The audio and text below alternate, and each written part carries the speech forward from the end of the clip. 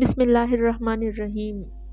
عاصم بن حمزہ بیان کرتے ہیں کہ ایک جوان لڑکا مدینے میں کھڑا رو رہا تھا اور فریاد کر رہا تھا کہ اے خداوند عالم، تو ہی انصاف کرنے والا ہے، میرے اور میرے ماں کے درمیان انصاف فرما۔ اتنے میں ادھر سے حضرت عمر رضی اللہ تعالیٰ عنہ کا گزر ہوا۔ آپ نے اس جوان سے رونے کا سبب پوچھا تو اس نے جواب دیا کہ میری ماں نے مجھے 9 ماہ پیٹ میں رکھ کر جنا اور دودھ پلایا، پال کر بڑا کیا، مگر اب وہ مجھے اپنا بیٹا ماننے سے انکار کرتی ہے۔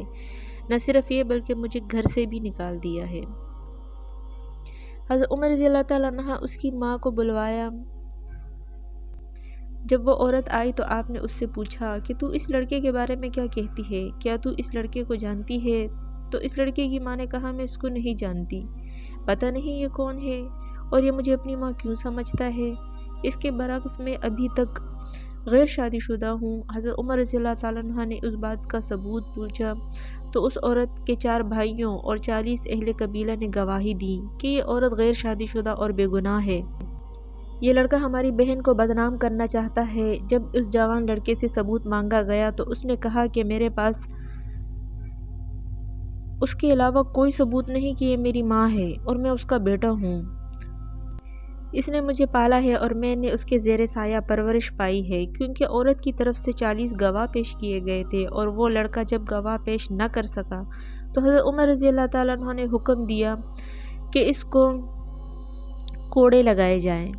جب اس لڑکے کو کوڑے لگانے کے لیے لے کے جایا جا رہا تھا تو اس کی نظر امام علی رضی اللہ تعالیٰ عنہ پر پڑی تو یہ لڑکا حضرت علی رضی اللہ تعالیٰ عنہ کو کہنے لگا کہ اے رسول خدا کے بھائی، میں بہت مظلوم ہوں، میری فریاد رسی کیجیے۔ جب حضرت علی رضی اللہ تعالیٰ عنہ نے اس لڑکے کو دیکھا تو آپ نے فرمایا کہ اسے حضرت عمر رضی اللہ تعالیٰ عنہ کے پاس لے چلو۔ جب اس لڑکے کو واپس حضرت عمر رضی اللہ تعالیٰ عنہ کی خدمت میں لایا گیا تو حضرت عمر رضی اللہ تعالیٰ عنہ کہنے لگے کہ اس کو واپس کیوں لے کر آئے ہو؟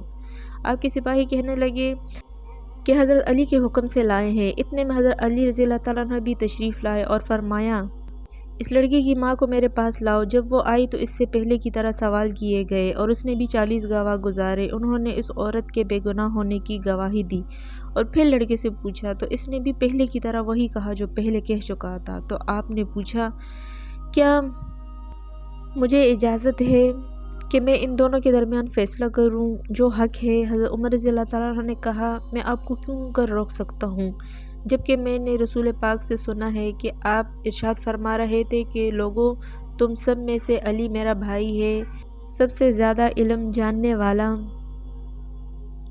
اور انصاف کرنے والا ہے۔ حضرت علی رضی اللہ تعالیٰ عنہ نے کہا کہ میں آپ کے درمیان ایسا فیصلہ کروں گا جو اللہ اور اس کے رسول کو پسند ہے اور جس سے وہ دونوں راضی ہوں گے۔ پھر آپ نے اس عورت سے کہا کہ تیرا کوئی ولی ہے؟ تو اس پر چاروں بھائی آگے بڑھے تو آپ نے فرمایا کیا تم میرے فیصلے پر راضی ہو جو میں تمہاری بہن کے لیے کروں گا؟ انہوں نے کہا ہم راضی ہیں۔ اس طرح آپ نے اس لڑکے سے معلوم کیا۔ سب کی رضامندی لینے کے بعد حاضرین سے خطاب فرمایا میں خدا کو گواہ بنا کر کہتا ہوں اور حاضرین بھی گواہ رہیں کہ میں نے اس عورت کو بعوض 400 درہم کے اس لڑکے کے عقد میں دیا اور میں نے 400 درہم اس لڑکے کو دیے کہ اس عورت کے دامن میں ڈال دے اور اس کا ہاتھ پکڑ کر اپنے مکان پر لے جائے اور اس وقت سے پہلے واپس نہ آئے جب تک کہ غسل جنابت سے فارغ نہ ہو جائے۔ جو ہی یہ فیصلہ اس عورت نے سنا تو غم سے اس کی چیخ نکل گئی اور کہا اے برادر رسول، یہ کیا غضب ہو گیا کہ میں جہنم کا ایندھن بن جاؤں؟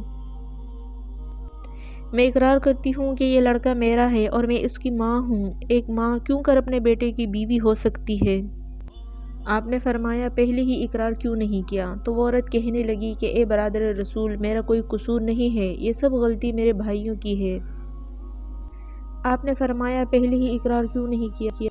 تو وہ عورت کہنے لگی کہ اے برادر رسول، میرا کوئی قصور نہیں، یہ سب غلطی میرے بھائیوں کی ہے، کیونکہ انہوں نے میری شادی ایک مالدار آدمی سے کی تھی جس سے یہ لڑکا پیدا ہوا۔ بعد میں اس آدمی کا انتقال ہو گیا۔ جب یہ لڑکا بڑا ہوا تو میرے بھائیوں نے میرے بیٹے کو الگ کر دیا اور مجھے خوفزدہ کر کے یہ کہلوایا کہ یہ بچہ میرا نہیں ہے، مگر میرا دل میرے بچے کے لیے تڑپتا ہے۔ اس کے بعد اس عورت نے اپنے بچے کو گلے لگایا اور اسے گھر لے گئی۔